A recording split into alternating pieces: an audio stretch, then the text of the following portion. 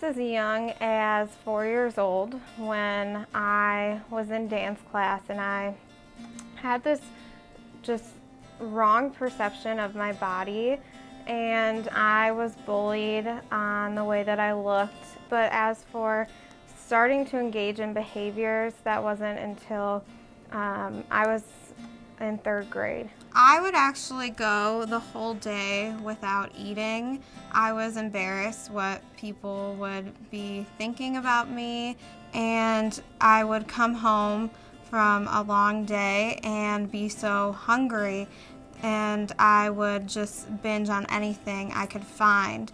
And with that, I felt very out of control, and I would have this feel of anxiety just rushing up, and I would then go and purge. Bulimia nervosa is a potentially life-threatening condition characterized by cycles of eating a large amount of food in a short amount of time that often trigger a lot of guilt in those patients, and they tend to then go to compensatory behaviors such as making themselves vomit the food, or excessive exercise, or restrict for days or weeks after one of those episodes. I just felt as though my life was very out of control with school, with friends, just anything. The reason bulimia is a dangerous illness is that patients can be at risk for electrolyte abnormalities when they vomit multiple times a day. In 8th grade, my cousin came up to me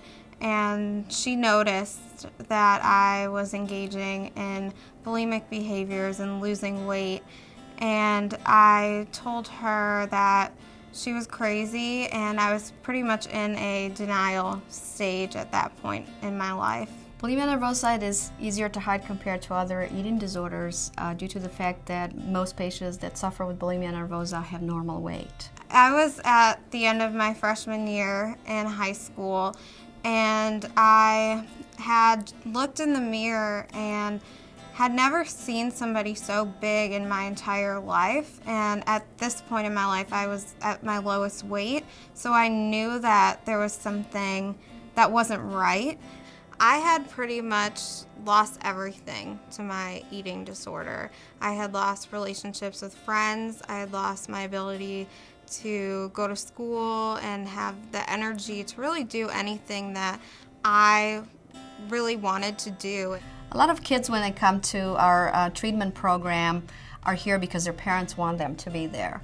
She was here because she wanted the help. She was here because she wanted to change her life and move on. She had goals in her life that she was looking forward to, and that helped her in her motivation for recovery. I learned traits that I wanted to possess in the future, somebody who I wanted to be, and that was really helpful for me to look at my future as something hopeful and something bright and positive.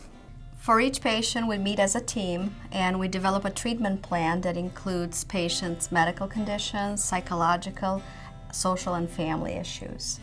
We do have the opportunity for those patients that if they have other conditions such as self-injury, anxiety, substance abuse, to actually cross-track between other programs in our facility.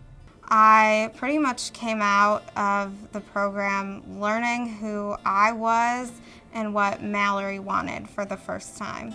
Our treatment approach is multidisciplinary. We have patients work with psychiatrists, therapists, nurses, expressive therapists, chaplains. We work with the outpatient treatment team in coordinating care. We do look at the whole person, and we look at all their conditions. When I see successes like Mallory, that brings us a lot of satisfaction. We often get letters from patients to tell us their successes and how well they do. And I think that brings a lot of hope to other patients, brings a lot of hope for us as providers. Reach out for help and know that people do love and support you and want to help you.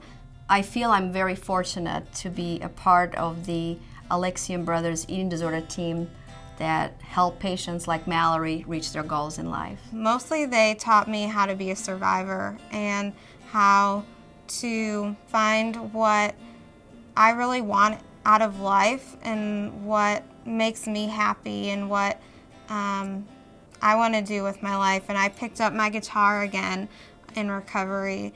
I started taking my life back. A lot of our patients that come to the program are very surprised to find out that there's a lot of other people out there that struggle with bulimia, and that help is available, that they're not alone struggling with this. And look at Mallory's example. Recovery is possible. Really, I'm just the happiest I've ever been. I go to middle schools and share my story and educate other students on eating disorders, and that's always been really important to me ever since I started recovery. And I just hope to continue making a difference in other people's lives and sharing my story to help inspire others.